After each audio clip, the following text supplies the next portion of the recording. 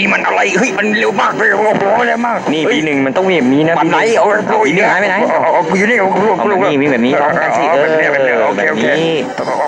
กูรู้อีกแล้วไอ้นี่พี่เป็นแมวหรือเป็นนินจาเป็นยังไง เชิดอัพแต่ชิปปี้มีแต่ชิปปี้มีเชิดอัพนี่หนูเป็นสไปเดอร์แมนเป็นไงแม่จ๋าไปกินข้าวก่อนดีกว่าบอกเบอร์ ช่วยกูด้วย พวกมึงอาจจะเกลียดเป็นเท่ากูอันนะดูนี่เฮ้ยหาเรื่องมาได้เลยสวัสดีค่ะนี่คือมิสทีนยูนิเวิร์สนะคะสวยไหมคะ กินแปลกๆอย่างเงี้ยไม่รู้ ไปแบบนี้มันต้องเล่นแสดงกันหน่อย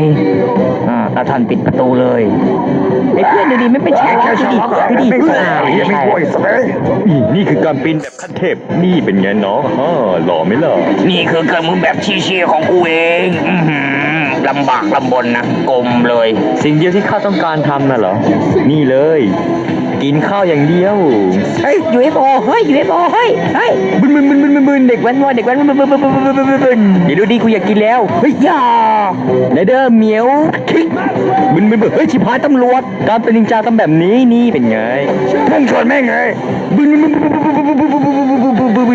มันมีอะไรนั่นแหละเฮ้ยจ่าเฉยเฮียบ้าที่หลอกดูน้องจะแกล้งแมวนะนี่เนี่ยมันอะไรเห็นไหมมันน่ารักเหลือเกินดูสิเฮ้ยไม่มีเอเลี่ยนใช่ไหมนี่เลยค่ะที่เขาเรียกว่ารักแท้อีเนี่ยไม่มีน้ำผึ้งกินเลยแถวนี้เอ๊ะนั่นมันอะไรเนี่ยผมจะการเป็นนินจามันต้องแบบนี้ครับนี่ครับแบบนี้ครับมุน